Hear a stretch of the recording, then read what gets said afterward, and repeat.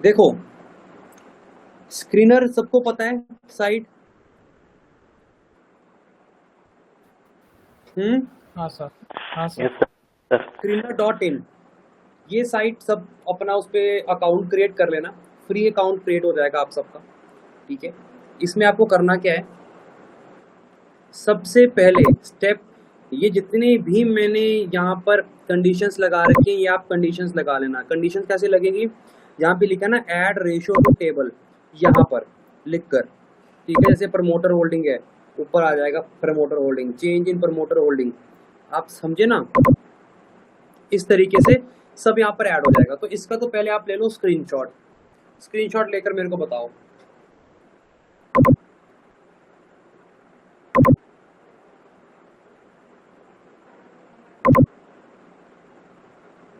Done. ले लिया?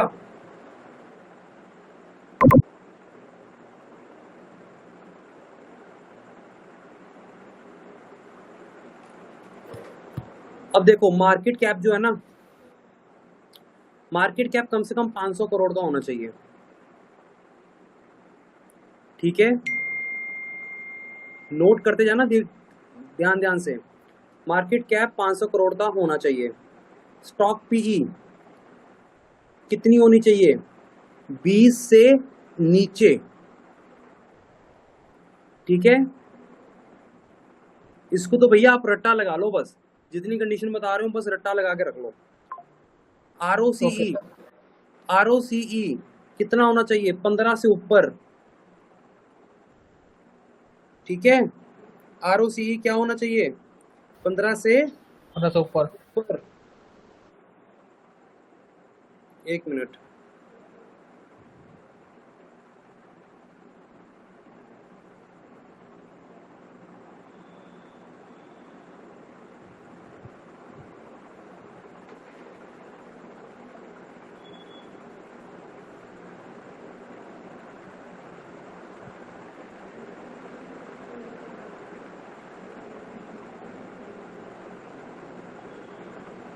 ठीक है। आरओसीई 15 से ऊपर होना चाहिए, 15 से नीचे नहीं। 15 मतलब जितना ऊपर होगा उतना बढ़िया होगा आप सबके लिए, ठीक है। Okay sir. Yes sir. उसके बाद डेब्ट टू इक्विटी कोई दिक्कत नहीं है, इसका कोई इशू नहीं है। सेल्स 792 करोड़ है ना, यहाँ पे लिखा हुआ है सेल्स 792 करोड़। कि जितना ज्यादा होगा उतना अच्छा है, ये तो आपको पता ही है, ठीक है। ये आपको पता है ना, ये जितना ज्यादा होगा उतना अच्छा है। एफआईआई होल्डिंग जितनी ज्यादा है उतनी अच्छी है, ठीक है। अब मैं आपको बताता हूँ, जैसे एफआईआई होल्डिंग है ना, यहाँ पे 2% की एफआईआई होल्डिंग है। अब यहाँ पे प्रमोटर होल्डिंग कितनी है, 54%। प्रमोटर होल्डिंग हमें चाहिए मिनिमम 70%। मिनिमम क्या चाहिए, 70% प्रमोटर होल्डिंग चाहिए। अच्छा 70% नहीं है तो उसके भाई बंधु कौन है प्रमोटर के, फॉरेन इन्वेस्टर्स और डोमेस्टिक इन्वेस्टर्स। फिर उन पर देखेंगे क्या डोमेस्टिक इन्वेस्टर्स और फॉरेन इन्वेस्टर्स के पास होल्डिंग है। अगर है तो समझ जाना थोड़ा माल उनके पास रखा हुआ है, कि मुझे नहीं दिखाना है बाहर कहीं पर कि मेरे पास इतना माल है, तो थोड़ा माल मैंने उनको बेच रखा है तो ऑनर्स के पास ही है, तो बड़े लोगों के पास ही। यहाँ पे फर्क तब आता कि मान लो होल्डिंग कम है, 40% है, 30% है, और सारी ये आपकी होल्डिंग किसके पास है, आपके रिटेलर्स के पास, पब्लिक के पास, एफआईआई के पास कुछ भी नहीं है, डीआई के पास कुछ भी नहीं है, तब लोचे वाली बात है। बट अगर प्रमोटर के भाई बंधु के पास होल्डिंग है तो कंसीडर कर सकते हो, ठीक है। सेल्स ग्रोथ जितनी ज़्यादा होगी उतनी अच्छा है। प्रॉफिट वेरी 5 ईयर्स पहले का, पिछले 5 साल में क्या है, जितना ज़्यादा परसेंटेज होगा उतना ज़्यादा अच्छा है, ठीक है। इंडस्ट्री पीई जैसे यहाँ पर 30 का इंडस्ट्री पीई है कि burning price earning ratio industry का, कि जो सीमेंट सेक्टर का ये अभी पीई चल रहा है वो 30 है, और इस स्टॉक का पीई चल रहा है 19, राइट। मतलब स्टॉक में कैपेबिलिटी है अभी भी अपने इंडस्ट्री पी को कम्पीट करने की, तो वो ग्रो हो सकता है, ठीक है। इंटरेस्टिंग कवरेज ये जितना ज्यादा होगा उतना अच्छा होगा। इसका मतलब ये है कि कंपनी अगर मान लीजिए डेप्ट लेती है या कुछ होता है तो उसके हाथ में कितना कैश है उन चीज़ों को पे करने में, वो कितनी कैपेबिलिटी है। तो 2 होगा मिनिमम, 2 तो चाहिए चाहिए। ये वाला इंडस्ट्री कवरेज, ठीक है। सेल्स ग्रोथ 5 ईयर, जितना ज़्यादा होगा उतना अच्छा है, ठीक है। डिविडेंड यील्ड जितना ज़्यादा है उतना अच्छा है, मतलब कंपनी क्या डिविडेंड दे रही है कि नहीं दे रही है, ठीक है। समझ में आया इतना। ROE 15% से ज़्यादा होना चाहिए, सेम ROCE की तरह भी, मतलब मिनिमम 15% चाहिए चाहिए, जितना ज़्यादा होगा उतना अच्छा है। प्लेज परसेंटेज, प्लेज परसेंटेज 0 होगा सबसे बढ़िया है, ठीक है। प्लेज परसेंटेज 0 होगा तो सबसे बढ़िया है, ठीक है गाइस। और 0 ना हो तो सर? देखो 0 ना हो तो मेरे हिसाब से देखो फिर नंबर ज़्यादा बड़ा नहीं होना चाहिए। मैक्सिमम 2-3% मेरे हिसाब से सही है। मेरे हिसाब से यार 0 ही कंसीडर करना, अगर है तो फिर छोड़ देना, क्योंकि मैं नहीं करता, ठीक है। मतलब प्रमोटर ने अपनी शेयर्स को गिरवी रखा हुआ है किसी काम के कारण, आप समझे। तो ये इसका मतलब ये है, ठीक है ना। अब दूसरी बात, ईवी बिट्टा 9 से ज़्यादा नहीं होना चाहिए आपके लिए, 9 से ज़्यादा नहीं होना चाहिए।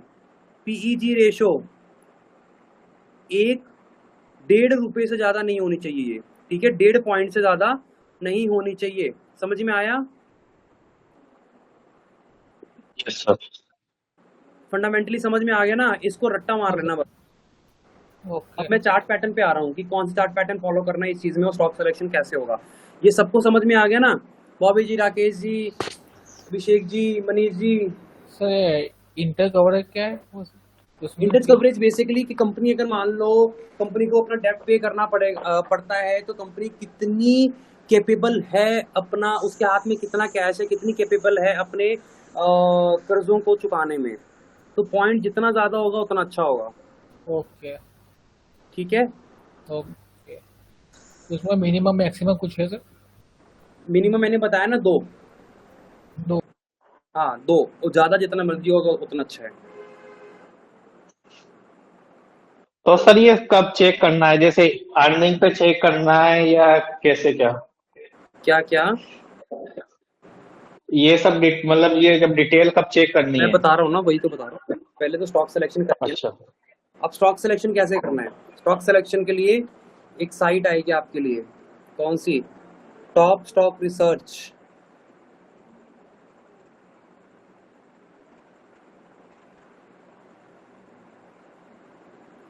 एक मिनट,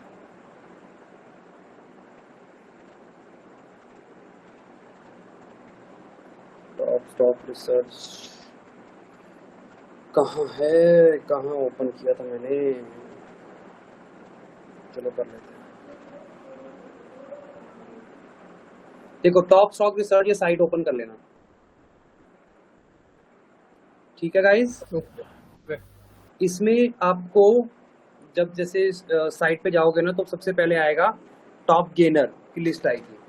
टॉप गेनर की लिस्ट मोर पे ओपन कर लेना, ठीक है। यहाँ पे डेली वाइज जिन स्टॉक्स में अच्छा वॉल्यूम आ रहा है वो स्टॉक्स इस 20 की लिस्ट में आ जाएंगे, ठीक है। वो स्टॉक आपकी इन 20 की लिस्ट में आ जाएंगे। तो इन 20 की लिस्ट में आपको बस स्टॉक निकाल कर चेक करना है। अब क्या चेक करना है वो पैटर्न आपको बनाकर बताता हूँ। मान लो स्टॉक अगर हाई पे चल रहा है, ठीक है, और इस तरीके से रेंज बना रहा है और रेंज तोड़ रहा है एक कैंडल के साथ, ठीक है, एक सॉलिड ग्रीन कैंडल के साथ रेंज तोड़ रहा है, और उसका वॉल्यूम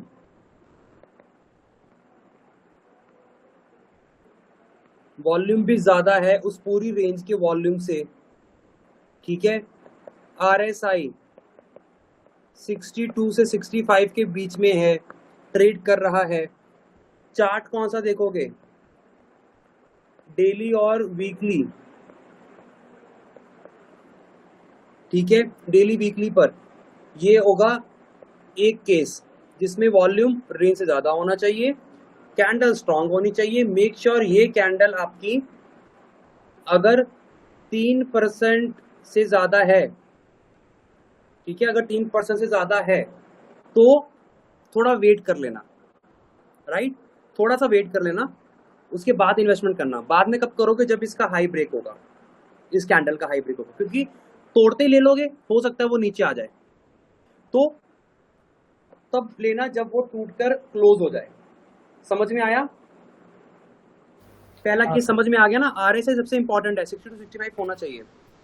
हाँ ऐसा सर, सर ऐसा ये डेली या वीकली दोनों में? मैंने, हाँ, दोनों में, मतलब दोनों में एनालिसिस कर सकते हो, डेली में भी वीकली में भी। Okay sir. ठीक है, अगला बता रहा हूं, केस 2। उसी में ऐसे स्टॉक्स आएंगे जो कि एक बार चढ़कर नीचे गिर चुके हैं।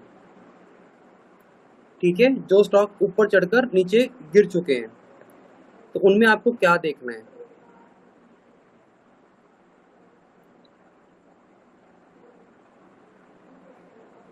ठीक है, यहां पर जो मैंने ये कर्व्स बनाए हैं ना, यहां पर आपको क्या मिल सकता है? डोजी,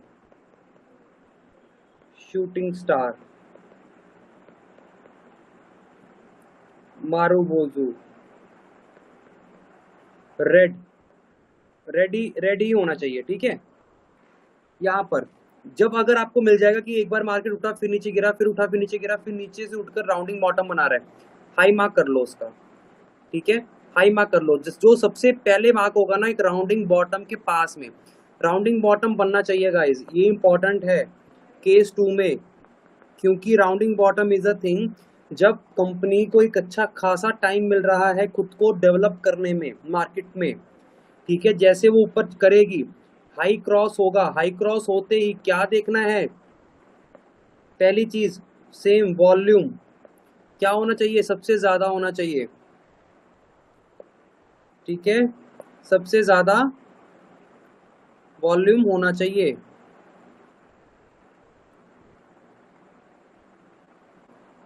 ठीक है गाइस, सबसे ज्यादा वॉल्यूम होना चाहिए।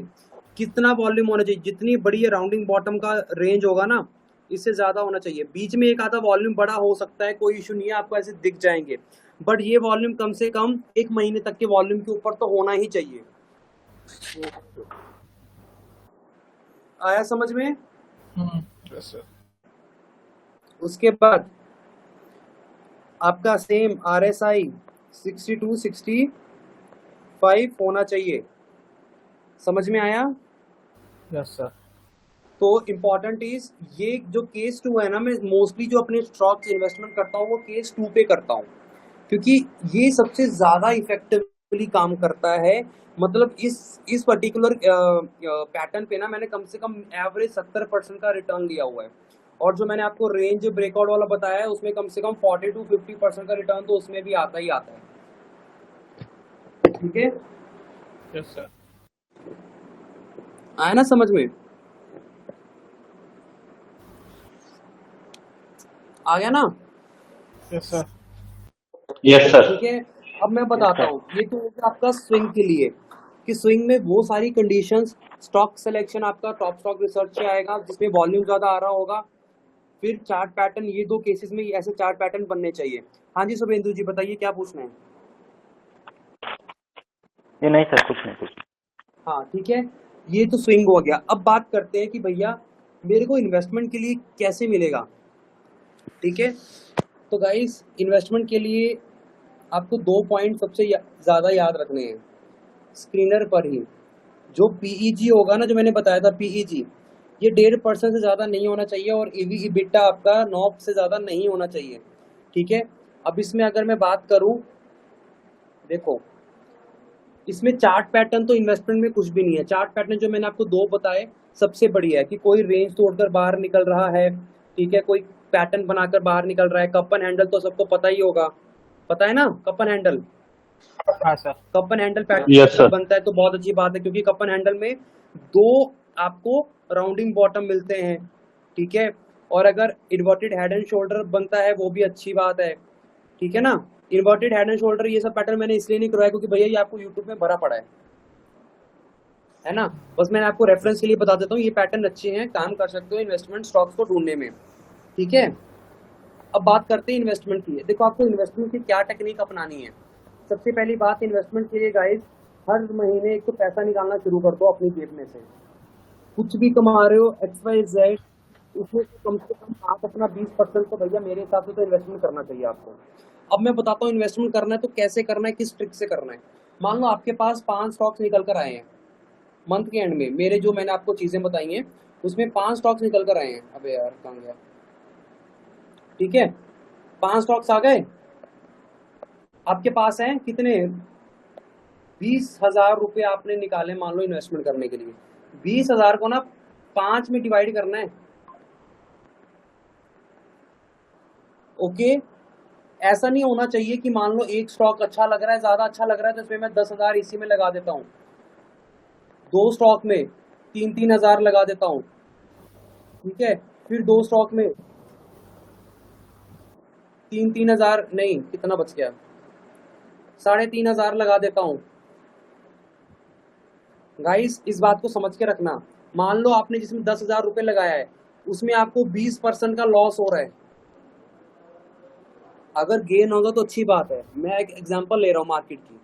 अगर इसमें 20% का लॉस हो रहा है, माइनस हो रहा है आपका 20%, और इसमें 10% आपका बढ़ रहा है, इसमें भी 10% आपका बढ़ रहा है, तो आप ऑल ओवर भैया लॉस में रहोगे, प्रॉफिट में आ ही नहीं सकते। इसलिए एक रेशो बनाओ स्टॉक में इन्वेस्टमेंट करने का अपनी अपनी कैपेसिटी के हिसाब से। अगर 2K पर स्टॉक कर रहे हो तो अगला स्टॉक भी अगर ढूंढ के करोगे तो उसमें 2K ही होना चाहिए। मान लो 2K का अगर आपको 20% मिल रहा है, कितना हो गया, 400 रुपये, ठीक है, और 2K में जो सेकंड इन्वेस्टमेंट कर रखा है उसमें 30% लॉस हो रहा है, तो कितना गया, 300 गया, यस सर। नहीं कितना परसेंट लॉस हो रहा है, 30% ना, तो 400 तो कितना हुआ, 600 हो गया, 600 रुपये हो रहा है सर। 600 है ना, 600 हो गया ना, फिर मतलब आप 200 रुपये लॉस में ही हो बस, ठीक है, तो वो कम है। बट अगर आपकी रेशो सेम रहेगी ना गाइस, अगर आपकी रेशो सेम रहेगी तो आप all over and the point profit में ही रहोगे। ये मुझसे लिख के ले लो, मैं आपको इसका रिजल्ट दिखा देता हूँ। मैंने इसी चीजों पे अपना एक पर्सनली डीमेट मेंटेन करके रखा हुआ है, रुको मैं आपको दिखाता हूँ।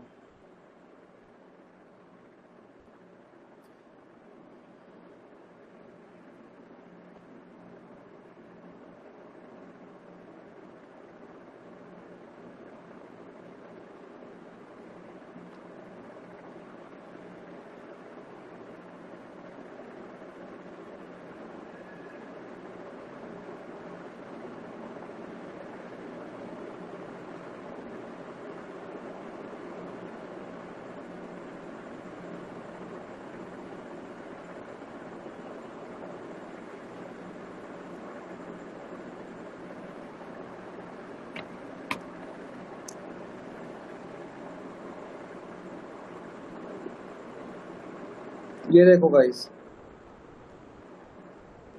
इस डीमेट को कुछ 1.5-2 साल हो गए होंगे, ठीक है। 5-5 हज़ार का मैंने एवरेज प्रॉफिट रख रखा है। किसी में अगर आपको अमाउंट कम नजर आएगा या ज्यादा नजर आएगा तो समझ लेना कि कम अमाउंट वाले में से पैसा बुकिंग हो चुका है और उसको री इन्वेस्ट कर दिया गया है किसी और स्टॉक में, ठीक है। ये देखो 9.25 लाख रुपए का आसपास का इन्वेस्टमेंट है इसमें, ठीक है। रिटर्न कितना आ रहा है, 60% का रिटर्न आ रहा है। ओवरऑल प्रॉफिट कितना है, 5,21,000 रुपए का, ठीक है। मैं आपको ये लो हाईएस्ट प्रॉफिट, आप सिर्फ चेक करो इसके परसेंटेज, 835%। कितना लगाया था, 5,000 रुपए के आसपास का अमाउंट लगाया हुआ था। HBL पावर में 5,000 के आसपास का अमाउंट लगाया हुआ था, बाकी 3,000 बुक कर लिया, फिर भी 827% का रिटर्न आ रहा है। IRFC देख लो कितने रुपए पे ले रखा है, 24 रुपए पे ले रखा है, आधा निकाल दिया आधा रहने दिया, 750% का रिटर्न आ रहा है। आप समझ रहे हो। सुजलॉन 1,000 शेयर थे, 800 कुछ बेच दिए मैंने, ठीक है, 8.5 रुपए पे ले रखा है, कितना आ रहा है, 5%।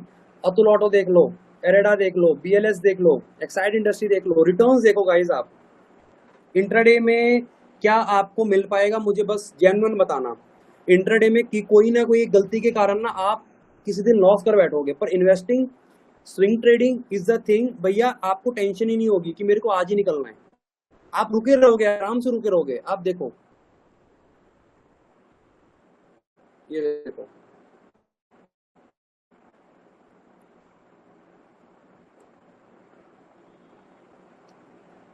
देख रहे हो, अभी तक ऑल ओवर प्रॉफिट ही चल रहा है। 117 होल्डिंग है, बाकी ऐसे मेरे पास 4 अकाउंट है। ठीक है, ये देखो, ये देखो। ठीक है, अब लॉस देखते हैं, मैक्सिमम लॉस मेरे पास कितना है। ये देखो लो, लॉस मैक्सिमम क्या आएगा। जीएसएस का लॉस है 3,000 रुपए का मैक्सिमम लॉस है, जिसमें 63% माइनस हो रहा है।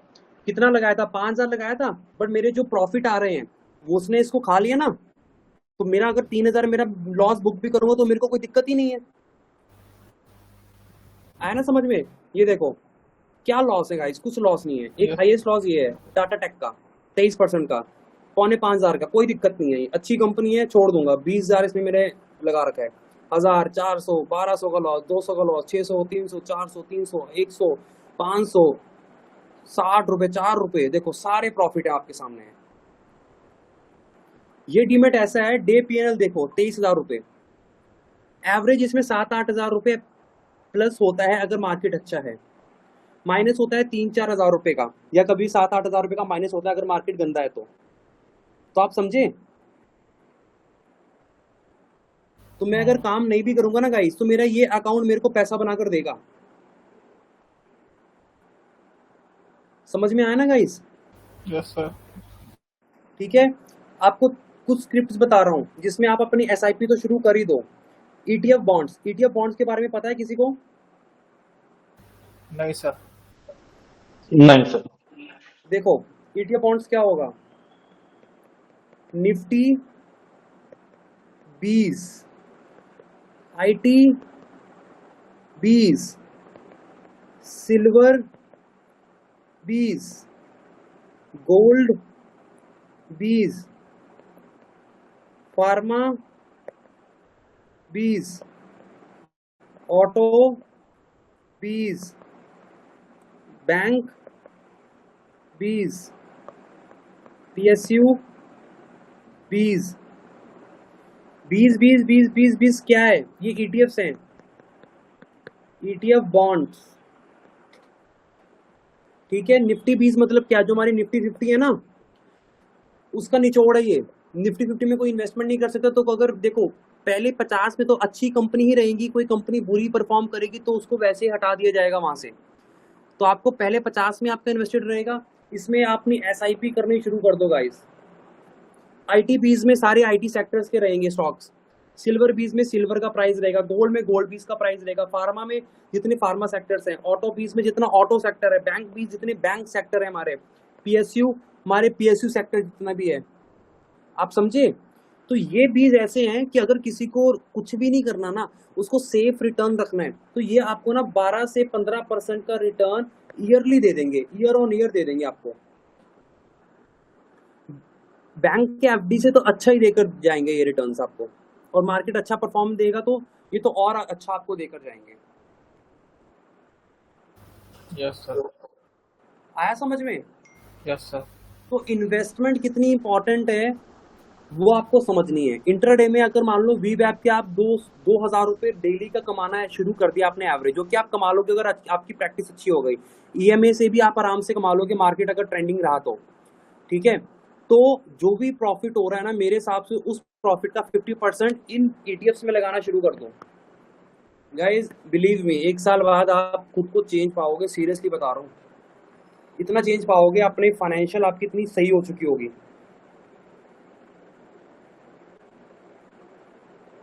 Okay sir. आया समझ में।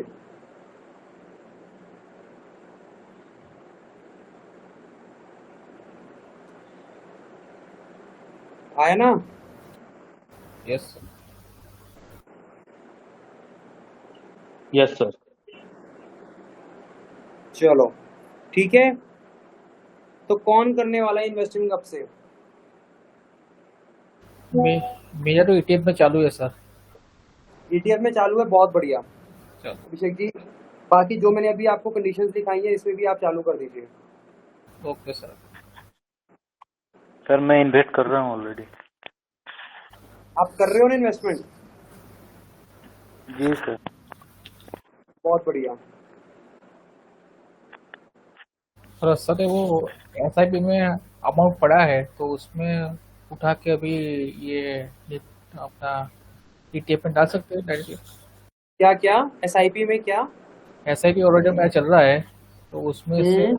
एसआईपी बंद करके ईटीएफ में ज्यादा अमाउंट डालना शुरू कर सकते हैं। नहीं देखो, अगर एसआईपी आपका चल रहा है तो उसको चलने दो। मैं ये बोलता हूँ अब से जो न्यू इन्वेस्टमेंट करोगे ना इस मंथ से हाँ ईटीएफ्स में करना शुरू करो, अगर आपको सेफ अमाउंट रखना है, मतलब जिसको आपको जल्दी नहीं चाहिए रिटर्न। फिर आपको, अच्छा मैं आपने आपको वो तो आप मैंने आपको बताया नहीं, सॉरी, इसी से याद आया।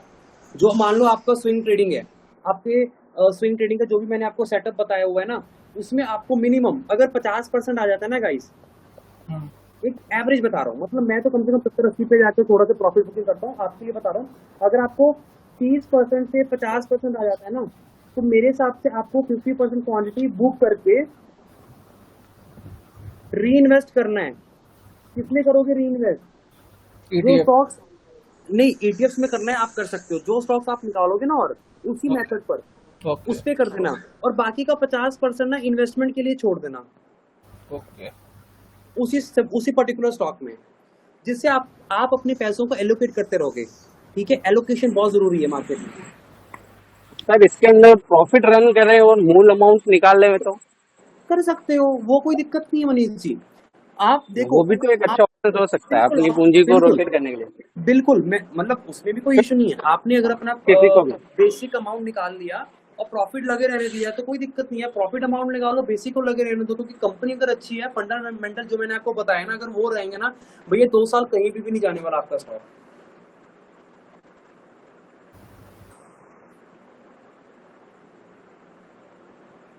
ठीक है, ओके सर। जैसे इसमें सेक्टर वाइज करना है कि फिर कैसे करना है कि जो स्टॉक पकड़ में आए ऐसे करना है? जो स्टॉक पकड़ में आए बिंदास कर दो, सेक्टर वेक्टर का कोई चक्कर नहीं है इसमें। ओके ठीक है, ठीक है, डन है, डन हो जाएगा, हो जाएगा। हो जाएगा ना। Yes sir. चलो, सर एक बात पूछनी है सर। हाँ हाँ। सपोज कोई स्टॉक का प्राइस है तो वो प्राइस हम्म। इतना ज्यादा है या कम है, वो कैसे कुछ आइडिया हो पाता है? क्या वो स्टॉक का प्राइस क्या?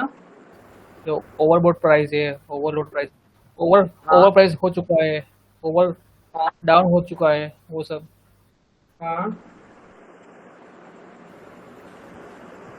मैं समझा नहीं अभिषेक जी, सपोज क्वेश्चन कोई को थोड़ा सा एलैबोरेट करिए। वो स्टॉक का प्राइस समझो 200 रुपये था चले, उसके और बाद सर कोई भी स्टॉक है XYZ, उसका प्राइस 200 था, उसके बाद वो बढ़ के 600 हो गया, तो हम उसको फिर प्राइस में बाय कर सकते हैं या नहीं कर सकते? ऐसा कुछ हो सकता है? अगर 200 प्राइस पे आप बाय करना चाह रहे थे और 600 प्राइस हो गया है, तो उसको बाय करना सही है कि गलत है? आपका क्वेश्चन ये है। हाँ, ये है कि देखो उसका प्राइस ओवरबोट हो चुका है या नहीं, वो थोड़ा पूछना था। देखो, ओवरबॉट तो आपको पता लगेगा आरएसआई से। आरएसआई अगर उसका मंथली पर या वीकली पर आपका 90 के पास चल रहा है तो ओवरबॉट सिचुएशन में है। पर अगर मंथली पर भी आपका आरएसआई 70-60 के आसपास चल रहा है, तो आप समझिए कि उसमें और पोटेंशियल है। सेकंड चीज जो मैंने फंडामेंटल आपको बताया ना, अगर वो सेम हो गए ना उस प्राइस पर भी, तो भैया वो स्टॉक उस प्राइस पर भी सस्ता है।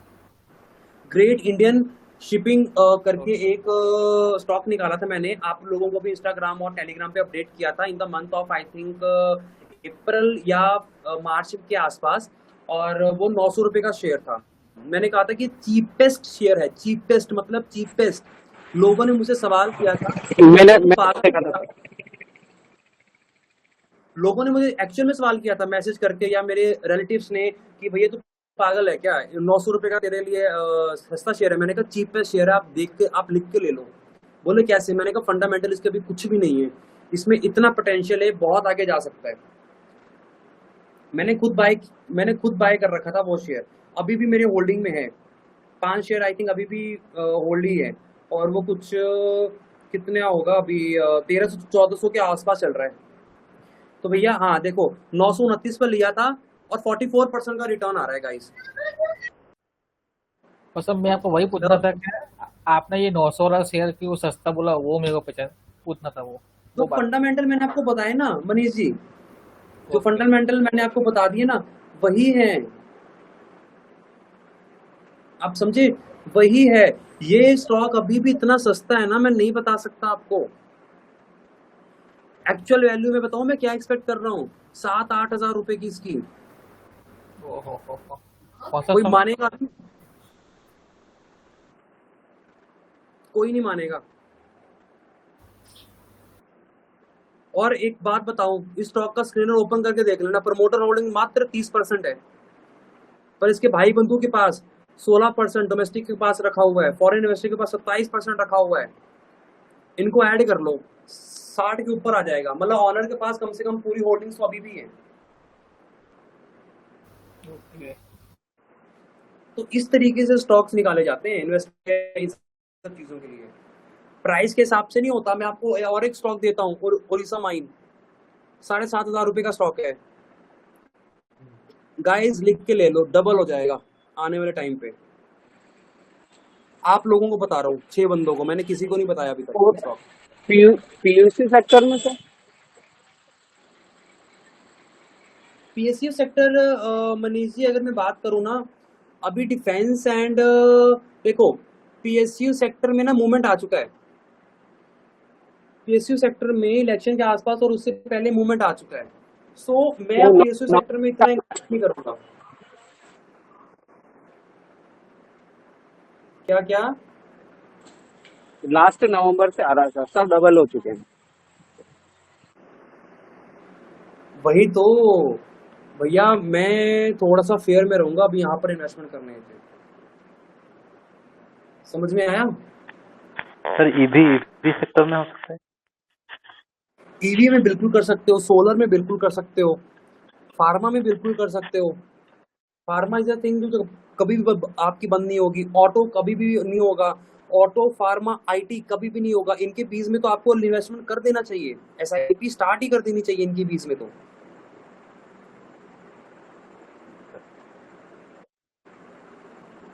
ठीक है ना सर? जी ठीक है guys. Yes sir. Yes sir. तो अपनी अपनी प्रैक्टिस थोड़ी सी स्टार्ट रखो, शुरू रखो। मैंने अपनी तरफ से जितनी चीजें मुझे देनी थी मैंने दे दी गाइस। पैसा बन जाएगा, बिलीव मी। और होपफुली आप रिजल्ट देख भी रहे होंगे मार्केट में। अगर कोई डेली मार्केट में बैठ रहा होगा, पीओएस देखता होगा, पीओबी देखता होगा, ठीक है, स्टॉक कहाँ से गिर रहे हैं, बी वैप अगर कैसे काम आ रहा है, ईएमए कहाँ काम कर रहा है, ठीक है, पुल बैक कहाँ काम कर रहा है, सब चीज़ें काम करती हैं, मेरे को बताने की ज़रूरत नहीं है। ठीक है, सो प्रैक्टिस करो। 2 महीने का मेंटरशिप अब आपके पास है, चूस लो मेरे को, मैं सही बता रहा हूँ। निचोड़ दो मेरे को कि सर क्वेश्चन पूछ पूछ के ग्रुप में, कि मैं तंग हो जाऊं कि भाई मेरे से ना हो रहा इनको रिप्लाई। Okay sir. ठीक है, ठीक है यस सर। गाइस। और यस। और आपका मेंटरशिप तब से शुरू हो जाएगा जब आप मेरे को, जो 6 बंदों हो उन सबका, आप मेरे को एक अपना फीडबैक, जेन्युइन फीडबैक, जैसा भी आपको लगता है क्या चीज़ें इंप्रूव करने वाली हैं, क्या चीज़ें आपको लगती है कि और अच्छी हो सकती थी, क्या चीज़ें आपको अच्छी लगी, क्या चीज़ें आपको लगा कि ये मार्केट से हट के यहाँ पर हमने सीखा है, या ये मार्केट में काम कर रहा है कि नहीं कर रहा है, please give me that feedback. Video में देखो, दोगे तो बहुत अच्छा होगा। Okay sir. सर ये मूविंग एवरेज के अंदर हम्म, अपन 200 मूविंग एवरेज को भी ऐड कर सकते हैं, क्योंकि बिल्कुल कर सकते हो, कोई दिक्कत जनरल साइकोलॉजी होती है ना, 200 मूविंग एवरेज के ऊपर है मार्केट तो बाई जोन में है, और 200 के कर नीचे सकते है हो। तो सेलिंग जोन में है। मैं और आपको मना नहीं करूंगा, आप बिल्कुल कर सकते हो, बट मैं यूज नहीं करता। मैंने इसको भी चेक करा था, उसको अंदर ऐड करके, उसके अंदर भी अच्छा वर्क है। जैसे नीचे की तरफ अगर क्रॉस ओवर है तो ज्यादा मूवमेंट आ रहा है, नहीं, हाँ बिल्कुल। ऊपर की तरफ मैं देखो, 200 का एमए और 200 का एसएमए तो ना चार्ट पर लगा रहना चाहिए। मैं, ऐसा नहीं है कि मैं यूज नहीं करता, मेरे चार्ट पे बस लगा हुआ है, मतलब लगा हुआ है, वो बस मेरे को सपोर्ट कर देता है अगर मैं कहीं पे भी भटकता हूं तो।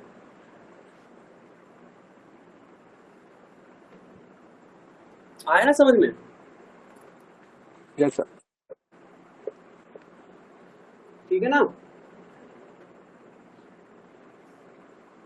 Yes sir. चलिए फिर गाइस, प्लीज कल तक अपना फीडबैक सबमिट कर दीजिएगा एंड देन आपका अपन सपोर्ट शुरू करते हैं मेंटरशिप का। और आपका डाउट सेशन मैं ले लूंगा कुछ समय के बाद, जब मेरे को लगेगा कि आपका थोड़ा डाउट सेशन लेना जरूरी है। इन 2 महीने के टाइम पीरियड के अंदर अंदर मैं आपका एक डाउट सेशन ले लूंगा, ठीक है? और वो किस दिन होगा मैं आपको अपडेट कर दूंगा, ओके सर। ठीक है गाइस? सर एक जो आपने ये फंडामेंटल एनालिस्ट बताई है, तो ये जैसे अपन लॉन्ग टर्म में इन्वेस्ट करते हैं तो ये कब, जैसे अर्निंग पे चेक करना है या स्टार्टिंग में चेक करना है या बीच बीच में चेक करते रहना है? क्या क्या क्या क्या? जो आपने अभी फंडामेंटल बताया है ना, हाँ, तो जैसे ये जब स्टॉक में इन्वेस्ट करे तब देखना है या फिर जैसे बीच बीच में अर्निंग आती है तब भी देखते रहना है? अर्निंग वर्निंग मैं नहीं देखता। मैं तो बस क्या करता हूँ, महीने के एंड पे बैठता हूँ थोड़ा सा, मतलब लास्ट के 2 हफ्ते में बैठता हूँ, top stock research site open करता हूँ, वॉल्यूम जिसमें आया होगा जिनमें स्टॉक्स में से उनको निकालने करके पैटर्न चेक करता हूँ, फंडामेंटली चेक करता हूँ, फिर मैं देख लेता हूँ। मैं अर्निंग वर्निंग पे नहीं देखता कि इसकी अर्निंग आई है, डिविडेंड आ रहा है, फलाना ढमकाना, ना, मैं कुछ नहीं देखता। मैं जब से बाय ओके। करूंगा ना, मेरी इन कंडीशन फुलफिल होता ही स्टॉक ने रिटर्न देना ही देना है। 1-2% चांस होगा कि जो स्टॉक रिटर्न नहीं दे रहा होगा।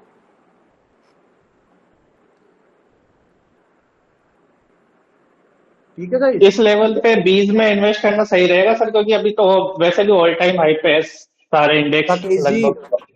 राकेश जी 2014 पर भी अगर आप ये सवाल करते ना, तो आज तक अगर आप इन्वेस्टमेंट नहीं कर पाते तो आप रिग्रेट में होते। आप मेरा पॉइंट समझे? मार्केट तो ऑल टाइम हाई पर ही बिल्कुल रहेगा सर। हमेशा। ये न्यूज, ये इवेंट्स तो आते रहेंगे, उसको तो रीजन चाहिए अपने आप को करेक्ट करने का। तो इन्वेस्टमेंट जारी रखो, मैं तो करता रहता हूँ, और अगर मेरे को एक अच्छा डिप मिला मैं तो और अच्छा इन्वेस्टमेंट कर देता हूँ। डीप बस, डीप डीप इन्वेस्ट करना है ना, डिप तो आपके लिए बोनस की तरह के काम करेगा। आप समझे ना? Yes sir. Yes sir. ये चीज है।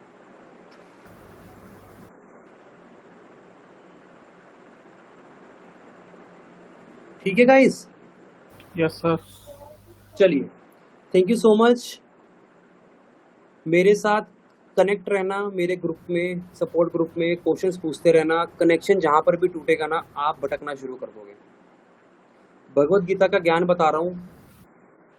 भगवान कृष्ण भी यही बोलते हैं अर्जुन से कि हे पार्थ, जो कोई अपनी लाइफ में रास्ता भटकता है ना, उसके पीछे का रीजन ये होता है कि वो गॉड से अपना कनेक्ट तोड़ देता है, राइट? तो अपने राइट। मेंटर जो भी है, मैं ये नहीं बोल रहा, देखो मेरे को पता है आप में से अभी भी कोई सेटिस्फाइड नहीं होगा क्योंकि उसको रिजल्ट्स नजर नहीं आएंगे। और मैं आपको एक बात लिख कर देता हूँ कि गाइस 3 महीने प्लीज प्लीज प्लीज लगातार काम करके देखना, डोंट एक्सपेक्ट एनी रिजल्ट्स। खुद का एक्सपीरियंस बता रहा हूँ। आपकी जो आदत बन जाएगी ना ट्रेड लेने की, स्टॉक्स को देखने की, स्टॉक्स रिफाइंड करने की, स्टॉक सिलेक्शन करने की, आप बदल चुके होंगे मार्केट की तरफ। आप मार्केट में सारा दिन बैठने वालों में से नहीं रहेंगे। नहीं। आप बस कुछ ही समय बैठेंगे, पैसा निकालेंगे, सिस्टम बंद कर देंगे। यही आपके साथ होने वाला है, क्योंकि मेरे साथ आज यही होता आ रहा है। Like ATM. बस उसको एटीएम तेरह के हिसाब से यूज करो। महीने में अगर मान लो आपने अपने सेटअप से किसी भी एवरेज 30-40 हज़ार रुपये निकाल लिया है ना गाइस, मेरे हिसाब से स्टॉप हो जाना चाहिए। मार्केट को ये मत सोचो कि कुआं निकालते जाओ नहीं। 30-40 हज़ार अगर आपके बिजनेस ने आपको कमा कर दे दिया 1 महीने का स्टार्टिंग बेसिस पे, वेल एंड गुड है। उस पैसों को एंजॉय करो, थोड़ा सा दान भी करना, एक परसेंटेज सेट कर लो अपनी अर्निंग में से कि हे परमेश्वर मैं 10% आपको दूंगा ही दूंगा। मंदिरों में जाकर नहीं, किसी भूखे को खाना खिला दिया, ठीक है, अनाथालय में जाकर किया। आप समझे? ये सब करोगे ना अपने प्रॉफिट से, सीरियसली बता रहा हूँ गाइस, सीरियसली, मम्मी कसम, इतना मोटिवेशन आएगा ना आपको अंदर से, सीरियसली बहुत खुशी मिलेगी। Right sir. आपको बताओ। ठीक है? जब भी करो मेरे को पक्का बताना कि सर आज मैं करके आया हूँ, ओके सर। है ना? ये चीज है, ठीक है? So have a safe journey, मैं तो यूं बोलूंगा, have a happiest trading life. कोई डाउट होगा, कोई क्वारीज होगा, मैं खड़ा हूँ यहाँ पर, मेरे को जब मर्जी आकर पूछ लेना। 2 महीने का मेंटरशिप तो बस कहने का होता है, बस एक रूल के हिसाब से। उसके बाद भी अगर मेरे को आप कॉल करते हो, मैसेज करते हो, मैं आपको जवाब देने के लिए रेडी रहूँगा। अगर उस टाइम पे मैं नहीं भी रहूँगा तो मेरा कोई बंदा या मेरा कोई वो भी रहेगा टीम मेंबर, वो आपको डेफिनेटली कनेक्ट कर लेगा। Okay, thank you sir. ठीक है, okay, okay. So thank you guys, have a great time, good night, और प्लीज़ अपने फीडबैक्स भेज दीजिएगा। Thank you so much.